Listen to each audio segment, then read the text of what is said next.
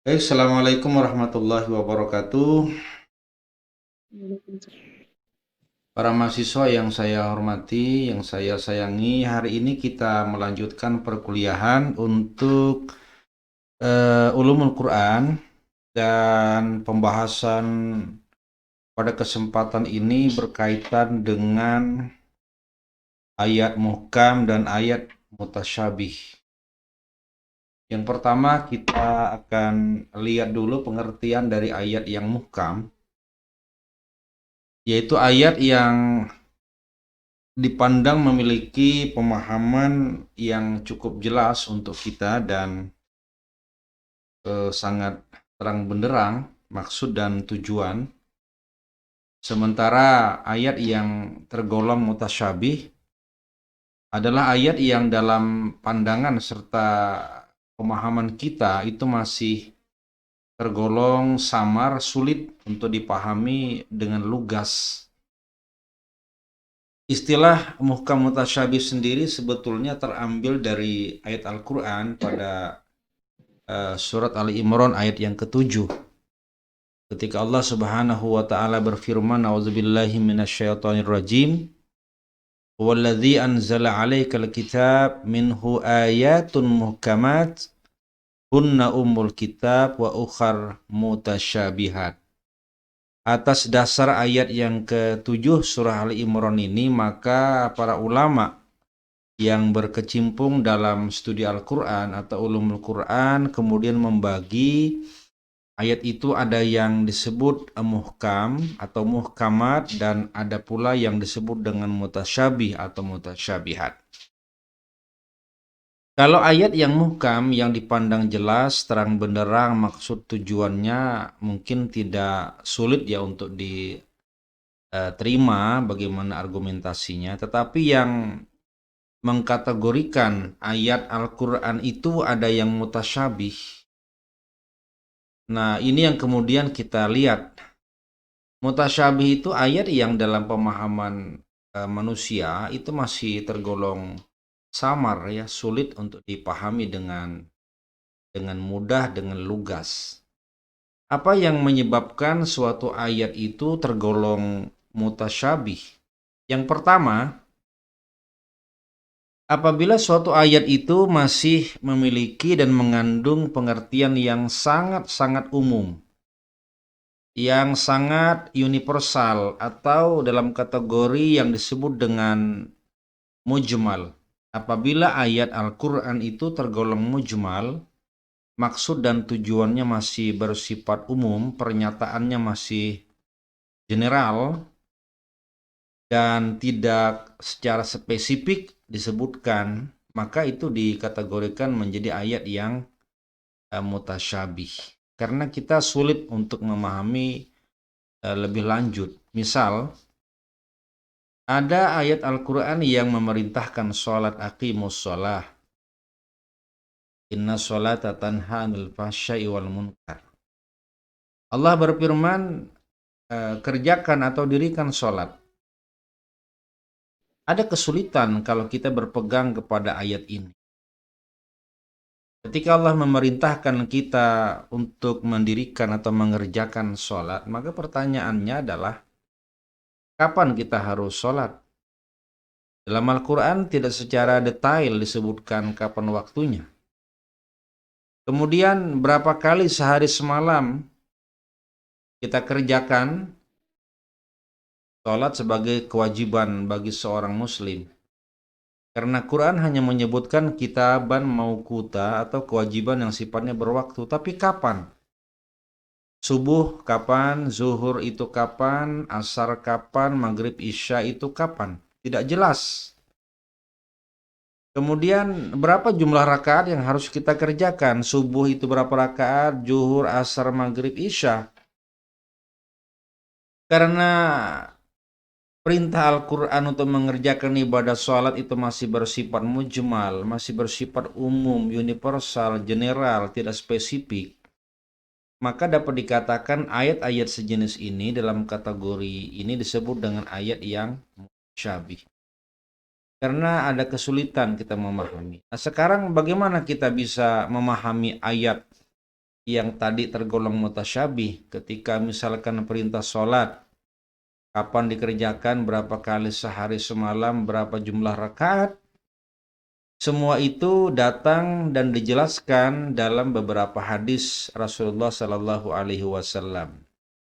Makanya kemudian Rasulullah bersabda, "Shallu kama ra'aitumuni usolli."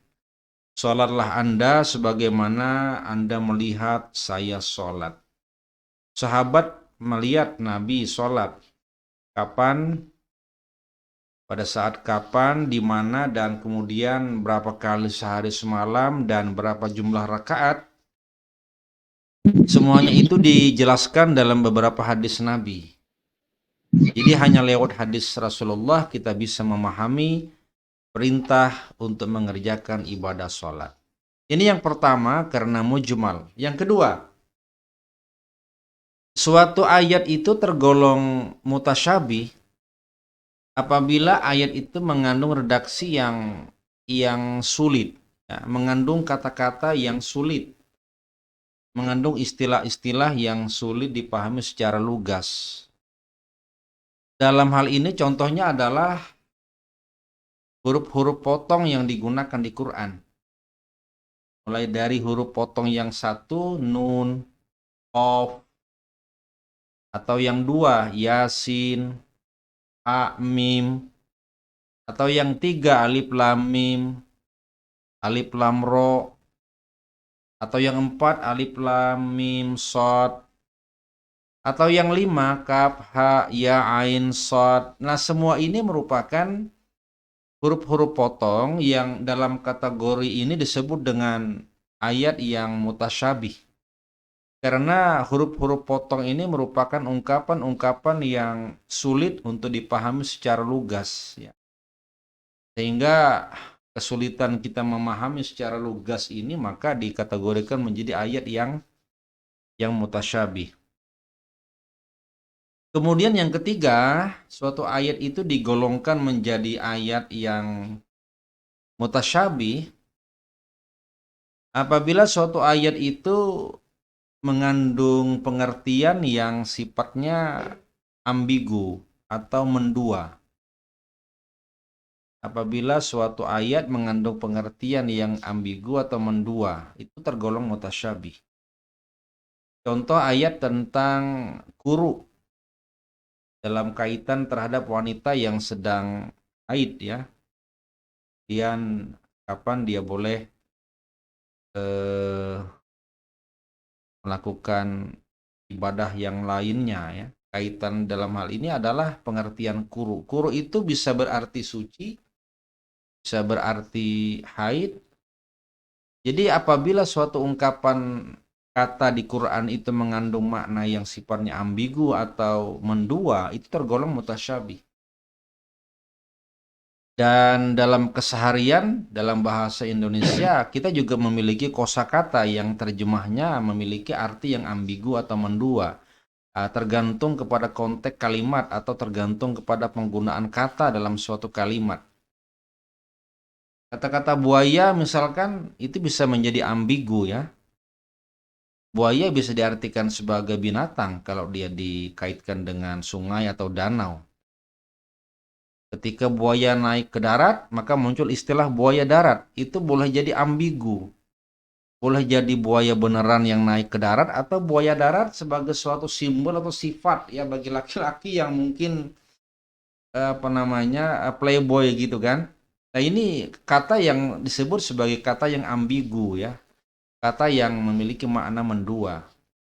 Kata-kata pedas, pedas juga dalam pengertian ini tergolong ambigu, mendua. Pedas itu kalau kaitannya dengan sambal, lombok, ya kepedasan, itu artinya makanan. Tapi kalau kata-kata pedas dikaitkan dengan kata-kata atau kalimat yang menyakitkan, itu kan lain persoalannya. Kata-katanya pedas sekali, itu artinya adalah sesuatu yang menyakitkan hati. Nah, kata-kata ini kan ambigu, ya, mendua. Dalam Quran juga punya kosakata yang terjemah dan maksudnya itu kadang-kadang juga mendua, ambigu. Jadi apabila suatu ungkapan kata Quran itu memiliki makna yang sifatnya ambigu, mendua, maka ini dapat dikategorikan menjadi ayat yang mutasyabih. Kemudian yang keempat, yang terakhir, apabila suatu ayat Al-Quran itu memiliki makna yang mengandung pengertian yang tidak semestinya ya, atau mengandung pengertian yang takwili, atau yang disebut dengan muawwal. Maksudnya begini, apabila suatu ungkapan kata dalam Al-Quran itu kita pahami sebagaimana terjemah apa adanya, itu kadang-kadang bertentangan dengan maksud Al-Quran. Bertentangan dengan keyakinan, dengan kepercayaan, dengan kaidah-kaidah keimanan yang biasa dipahami. Contoh, ada beberapa ayat di mana Quran itu menyebutkan Allah itu punya tangan. Yadullah fauqa aidihim. Wa aynama tuwallu fasama wajhullah. Allah punya wajah, Allah punya muka. Apakah Allah itu punya muka? Iya, punya. Apakah Allah punya tangan? Punya. Tapi kalau terjemah muka dan tangan itu dibiarkan sebagaimana terjemah apa adanya secara lugas, itu kadang-kadang bisa menggiring kita kepada kesalahpahaman akidah. Karena Allah itu tidak memiliki muka sebagaimana manusia punya muka, Allah tidak punya tangan sebagaimana tangan manusia. Jadi ketika ada Al-Quran dengan menggunakan ungkapan-ungkapan yang sifatnya takwili, yang tidak bisa kita pahami apa adanya, harus kemudian digeser ya, dialihkan pengertiannya itu kepada pengertian yang lain. Seperti kata-kata tangan Allah, Allah punya tangan iya, tapi maksud tangan di sini bukanlah tangan sebagaimana arti harfiah ya. Tapi arti tangan adalah simbol daripada kekuasaan. Jadi Allah punya kekuasaan. Dan memang bukankah tangan merupakan simbol kekuasaan, simbol kekuatan, kehebatan? Orang biasa kalau mengaku jago, mengaku hebat kan harus menggunakan simbol tangan, mengepalkan tangan misalkan. Itu maknanya adalah kekuasaan, kekuatan. Jadi tangan Allah itu artinya kekuasaan Allah. Demikian pula kalau ada firman Allah yang menyebutkan tentang Allah punya wajah. Fa'ainama tuwallu fathamma wajhullah. Manapun kamu menghadap maka wajah Allah itu ada di mana-mana. Allah punya wajah, iya. Wajah Allah di mana-mana, iya, tapi jangan dipahami dalam pengertian literalik atau harfiah atau pengertian apa adanya. Allah punya wajah tidak sama dengan wajah manusia. Lantas apa maksud daripada wajah di sini? Maka pengertian wajah di sini harus digeser, dialihkan maknanya. Apa artinya wajah? Kalau Allah mengatakan kemanapun kamu menghadap, Allah, wajah Allah itu ada di mana-mana. Maka mana wajah di sini maksudnya adalah kekuasaan pengawasan Allah. Allah maha mengawasi. Jadi kemanapun kita menghadap, dimanapun kita berada, Allah itu maha mengawasi. Jadi harus kita merasa bahwa Allah itu ada di mana-mana karena Allah itu mengawasi segala tindak tanduk kita. Baik yang tersembunyi apalagi yang lahir ya, yang terbuka. Nah, beberapa ayat Al-Quran yang sifatnya harus ditakwilkan, digeser maknanya kepada makna yang lain dalam artian memudahkan pemahaman kita dan tidak bisa dipahami apa adanya, karena itu bisa menggiring kita kepada akidah yang keliru ya. Seakan-akan Allah itu serupa dengan makhluk. Padahal Allah itu laisa kamitslihi syai'un wa huwas samiul basir. Allah tidak serupa dengan makhluk ciptaannya. Kalau Allah punya mata, tidak berarti seperti mata manusia. Simbol pengawasan penglihatan Allah yang tak terbatas.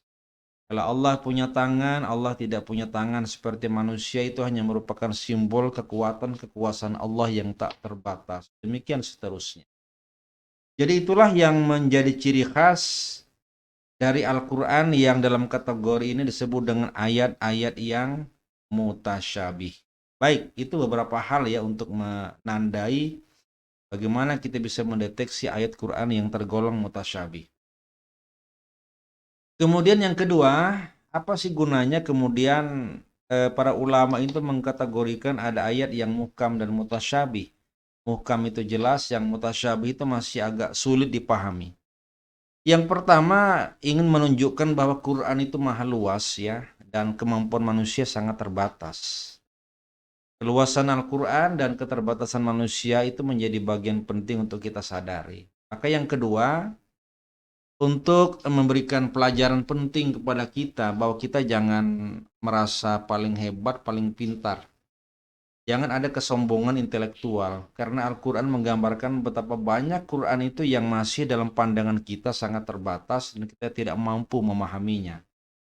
Itu sebabnya maka Quran mengajari kita janganlah sombong, ya, jangan merasa pintar, merasa paling benar, merasa paling hebat. Karena di balik kesombongan itu ada kebodohan, di balik merasa pintar ada kebodohan. Dan itu sebabnya kenapa orang-orang pintar itu tidak pernah mengatakan dirinya pintar, bahkan mengaku diri paling bodoh dan paling rendah, baik di mata manusia apalagi di mata Allah Subhanahu wa Ta'ala. Itulah fungsi kenapa kemudian ada ayat yang tergolong muhkam dan mutasyabih. Para mahasiswaku sekalian, ini yang dapat Anda garis bawahi pada pertemuan kesempatan kita di sore hari ini. Baik, kalau ada yang mau dipertanyakan, dipersilakan. Iya, ya sudah. Baik, para mahasiswa sekalian, jadi saya garis bawahi bahwa ayat muhkam itu ayat yang jelas dalam pemahaman kita dan pemikiran kita, mudah, gamblang, lugas dicerna. Sementara yang mutasyabih itu kita masih mengalami kesulitan untuk memahami secara lugas karena beberapa hal. Pertama, karena Quran itu masih bersifat umum, mujmal, general, tidak teknis. Kemudian Quran itu kadang-kadang mengandung istilah atau kata kunci yang sulit. Ketiga, kadang-kadang Quran punya makna dan maksud yang sifatnya ambigu, mendua. Dan yang keempat, karena kadang-kadang Quran itu memiliki ungkapan kata atau kalimat yang tidak bisa diterjemahkan secara lugas apa adanya, tetapi harus diberikan pemaknaan yang lain agar tidak terjadi kesalahpahaman dalam akidah, ya, karena kadang-kadang bisa salah paham sehingga menyebabkan keruntuhan atau kerusakan akidah kita kepada Allah Subhanahu wa Ta'ala. Baik, saya kira demikian para mahasiswa sekalian, kita akhiri saja pertemuan hari ini dengan sama-sama membaca hamdalah. Alhamdulillahirrabbilalamin. Sekian, assalamualaikum warahmatullahi wabarakatuh. Waalaikumsalam warahmatullahi wabarakatuh. Waalaikumsalam warahmatullahi wabarakatuh.